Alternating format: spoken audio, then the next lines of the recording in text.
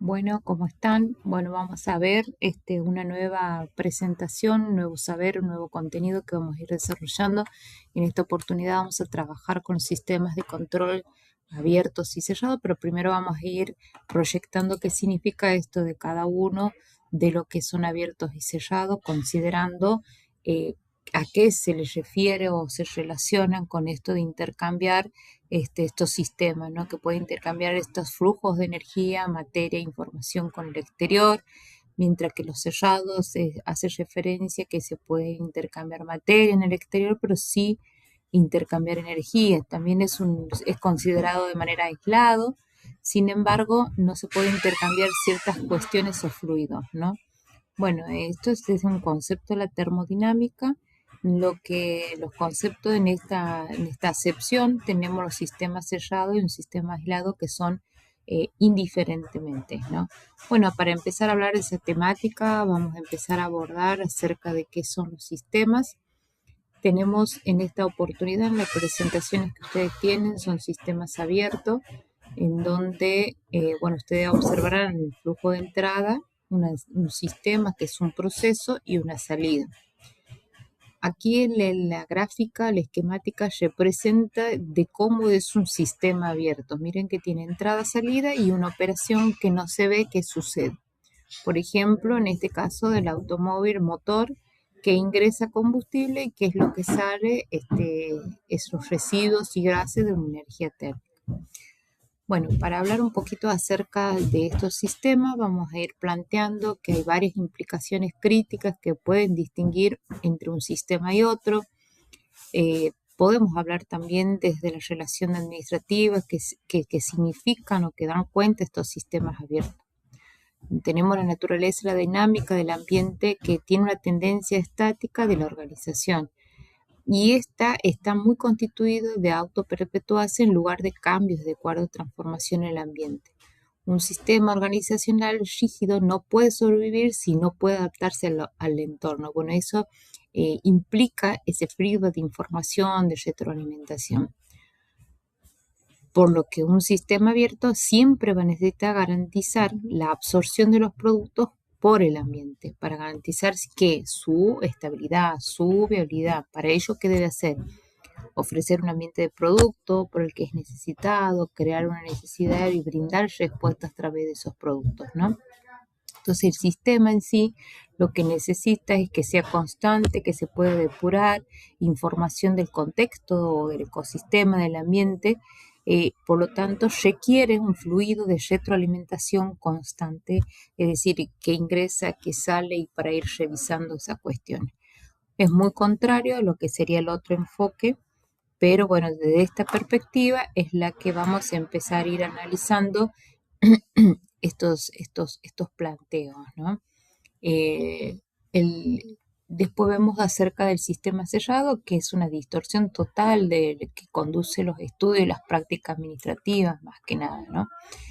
Em, Aquí tiene que ver un poco las reglas del funcionamiento interno, ¿no? Es decir, la eficiencia como criterio primario de la viabilidad organizacional, el énfasis en procedimiento y no tanto en programa.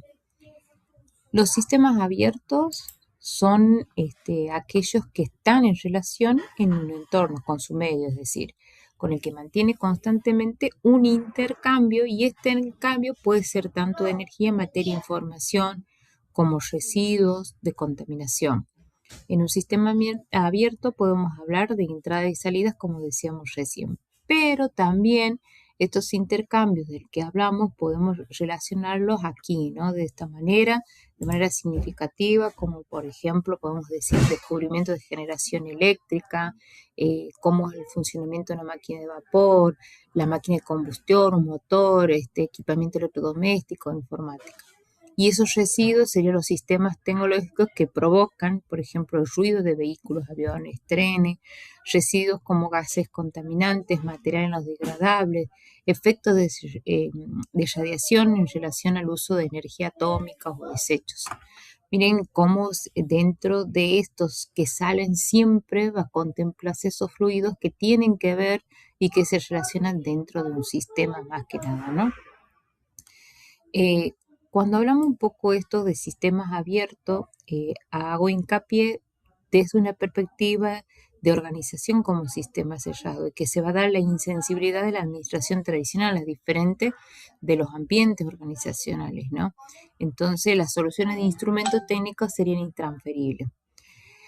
Aquí hay una cuestión que nosotros nos lleva a replantearnos a los sistemas sellados, que estos, como observarán dentro del cuadro de operaciones, hay un ingreso y una salida que no podemos observar que fluye o confluye. Esta es una imagen correspondiente a Achilles y Ferreira. Es una cita indescriptible que nosotros debemos siempre como docentes tener en cuenta esta perspectiva y centrarlos en eso, ¿no?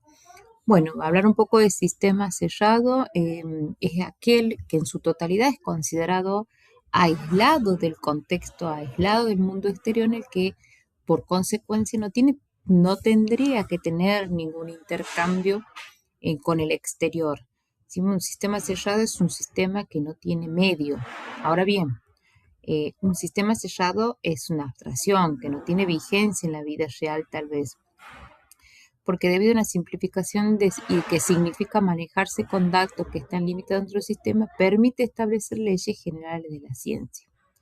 Eso es un aporte bastante construido de lo que es Achilles Gay.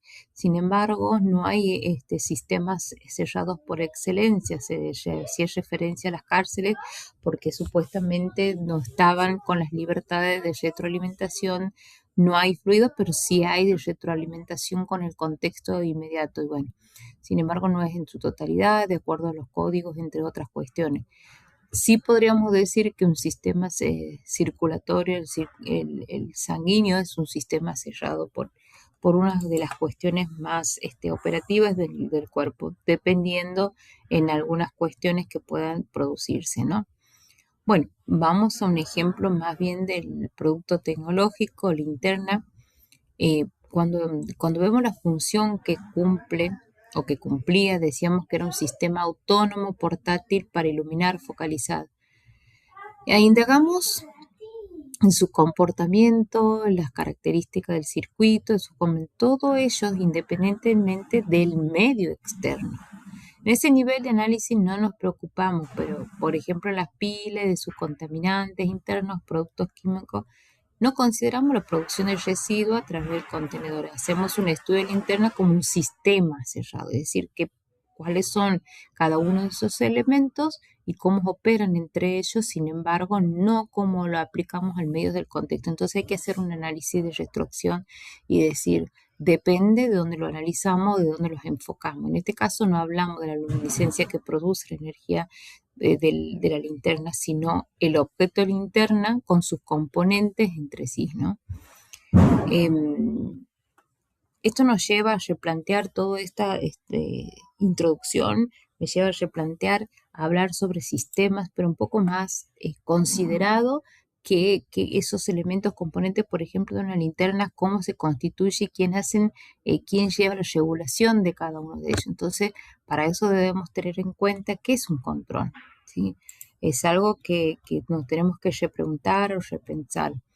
Por decir, control es un sistema de conjunto de elementos, es muy similar al concepto de sistema, pero estos elementos son dispositivos que van a interactuar para dar una función determinada, es decir, que se van a ir teniendo un comportamiento en conjunto, como una unidad, y no como un montón de piezas así sueltas de procesos, ¿no?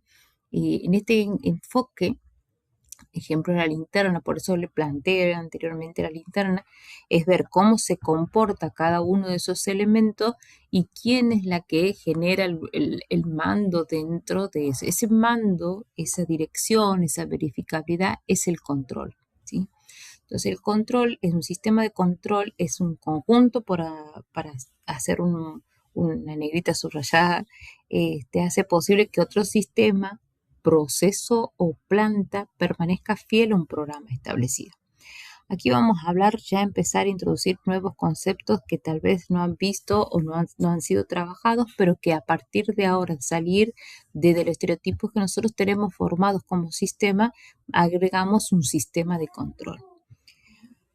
Aquí nosotros tenemos entradas también, que puede ser, por ejemplo, temperatura deseada, la salida va a ser de la temperatura generada y el sistema de control es aquello que nosotros hablábamos como operaciones que no sabíamos qué pasaba dentro como en caja negra, ¿no? Entonces, comportamiento de un sistema siempre va a cambiar cuando se modifique o se reemplace uno de sus componentes. Eso siempre hay que considerar y tener en cuenta. ¿De quién? De unos, varios o diversos componentes que no van a cumplir la función de las cuales fueron diseñados. Entonces, ahí debemos remodificar, es necesario controlar cada elemento de forma independiente. O sea, es como los sistemas. Nosotros tenemos un análisis en donde cada uno de los elementos del sistema cumplen una función determinada, pero que configuran la consideración de cada uno de ellos, ¿no? En este caso se puede controlar, por ejemplo, la batería de un auto, la presión del neumático, la temperatura de una refrigeración, la presión de aceite, etcétera, etcétera, etcétera. Pero el tema es que es posible controlar la velocidad del auto, que es el resultado del funcionamiento de un motor en su conjunto, ¿sí? Vemos una parte que nos da el resultado, pero en realidad la composición de todos los elementos que constituye hacer funcionar un automóvil es lo que compone un sistema general. Y dentro de ese sistema tenemos el sistema que va a operar y va a dar el mando de viabilidad, que sería el control, ¿no? Vamos a ver algunos ejemplos. Por ejemplo, en una cocina, un sistema integral de cocción de alimentos. ¿Cómo haremos para supervisar la temperatura de un horno para cocinar una torta? Un ejemplo. Bueno, aquí, por ejemplo, lo que tenemos que hacer es encender el horno, hacer girar la perilla y en este caso se acciona y se modifica la temperatura de la válvula, regula la cantidad de gas y llega el quemador al horno y de esa manera su temperatura final. Bueno, esta operación permitirá accionar de forma manual, así que el sistema de control de la temperatura del horno, ¿sí? Mire, ya estoy hablando de otro tema, ya estoy hablando de un accionar de forma manual, ¿sí? Y es un control. Los controles son manuales, sí, pero vamos a ver que también no queda en netamente manual. Lo haremos teniendo en cuenta la experiencia de indicaciones, de recetas, de libros, que resulta un proceso controlado en esta cuestión. Ahora bien, a medida que el hombre y las técnicas que van desarrollando van evolucionando, las máquinas dejan de ser herramientas para realizar otra operación y para poder ejecutar varias maneras consecutivas y simultáneas. Entonces los procesos resultan más complejos y más costosos y de mayor duración, ¿no? Eh, por lo tanto, no fue posible controlar en su totalidad un sistema manualmente, sino que se hizo necesario el empleo de diversos mecanismos. Entonces, ahí hablamos de quién es el operador y el que va a manejar y va a controlar toda la situación, va a ser el externo, en este caso el operario, en este caso es el hombre, que va a permitir regular cada uno de los elementos de ese sistema. ¿Mm? Entonces ahí hay que ir viendo, hay que ir revisando cómo lo vamos trabajando. Acá tenemos algo a considerar muy importante, que son, por ejemplo, para dar cierre a lo anterior.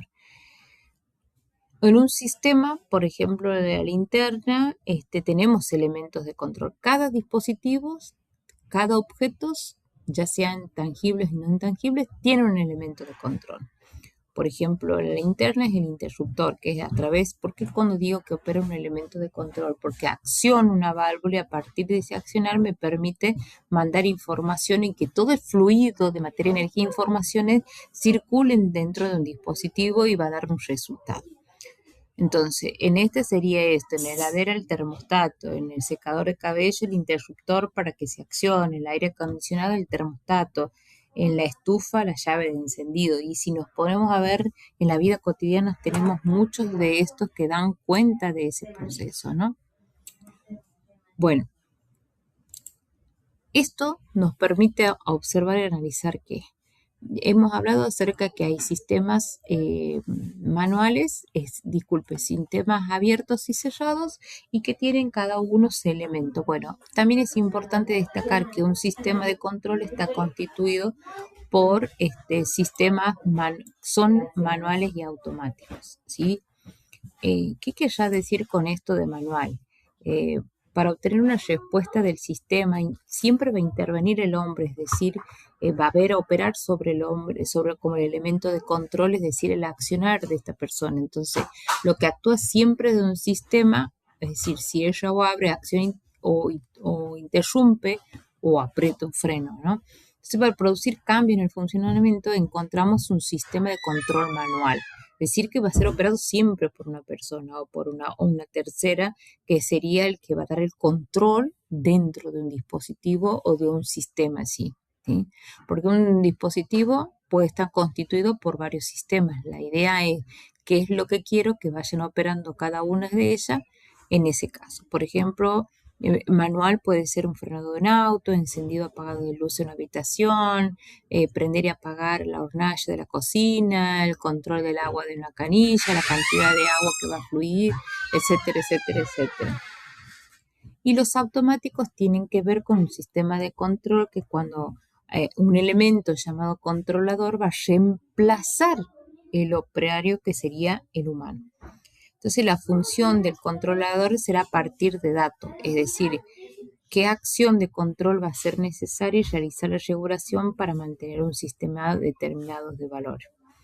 Aquí la automatización implica la liberación del hombre en ciertas tareas elementales de control de carácter operativo. Por ejemplo, la automatización empieza en entrada, por ejemplo, materia prima, y progresa hacia una salida, por ejemplo, el producto determinado sin la intervención humana. Esto que va a permitir simplificar el trabajo del hombre, pero también va a incrementar la producción, va a economizar materiales, energía, y va a controlar y proteger las instalaciones, maquinarias, va a eliminar las tareas complejas, peligrosas o pesadas o indeseadas también, haciéndole meras ejecutoras por una máquina.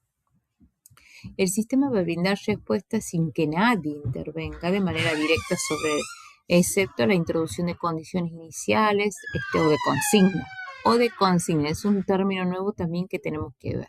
Entonces el sistema por sí solo va a operar, efectuando que ciertos cambios necesarios durante el funcionamiento. Bueno, así de esa manera va a empezar a reemplazar el operador humano por dispositivos tecnológicos, que esto van a operar sobre un sistema, por ejemplo, con los relés, con las válvulas motorizadas, actuadores, interruptores. Queremos encontrando sistemas automáticos de control. Eso lo vamos a ir viendo qué son cada una de ellas después más adelante. ¿Qué van a controlar estas cuestiones? Heladeras, termotanque, el alumbrado público, piloto automático, entre muchos objetos que ustedes consideran y pueden ver. Lo importante es que vayan notando cuáles son de controles automáticos y cuáles son de controles manuales, como para que vamos viendo en nuestro contexto inmediato cuáles son de cada una de ellas, ¿no? Aquí hay un ejemplo. Exacto. El entorno está lleno de ambos. Escuchen. El control manual, acá tenemos una presentación de control manual que es el ingreso-salida, es muy similar a un sistema de caja negra que influye o que ingresa a la operación, que sería este tanque con fluido, y qué es la salida. Bueno, aquí es supuestamente el operario es el que genera el control, no es cómo circula el fluido, ¿no? No estamos hablando de diagrama de caja negra, ¿no? Estamos hablando con quién opera para que salga un resultado, y en este caso es el operario, ¿sí? Eso es importante destacar las diferencias entre cada uno de ellos para poder ir viendo cómo están operando. Y en este caso ya tenemos un control automático en donde sí podemos ir observando distintos dispositivos o elementos, como lo decía hace rato, que van a permitir operar para darle el control sobre esto.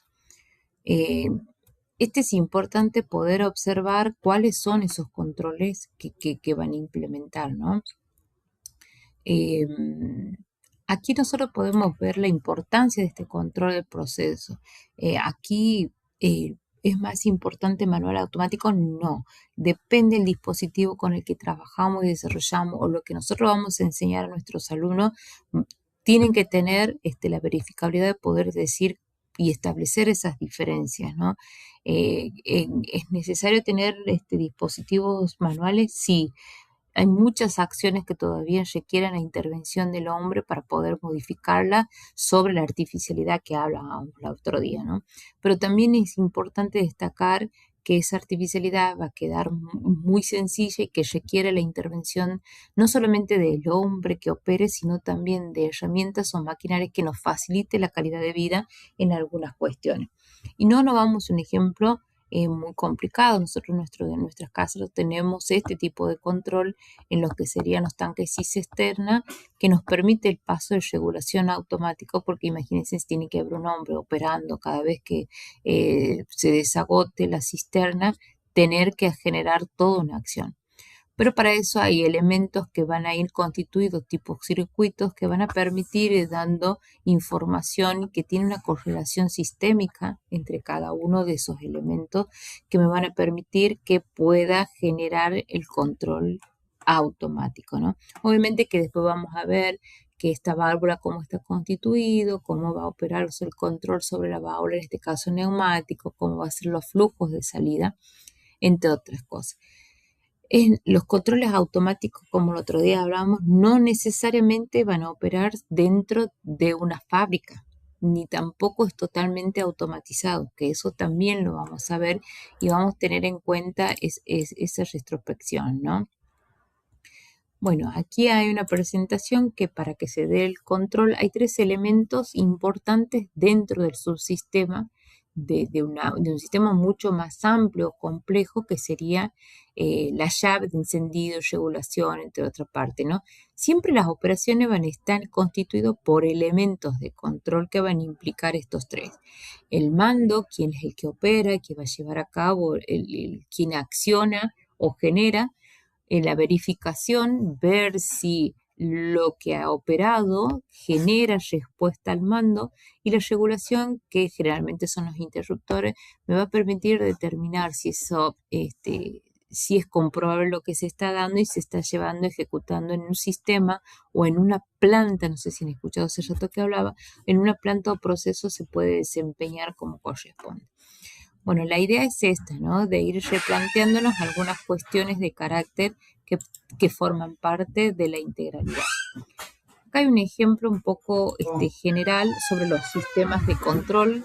En el caso, por ejemplo, de un sistema de control termostato, cómo está constituido los elementos. Mire, tiene un formato, tiene una entrada, tiene una salida, pero cada uno está constituido por un sistema de control, que sería elemento de comparación, elemento de control, las energías, y cómo son los tipos de señales. Aquí vamos a hablar más de señales.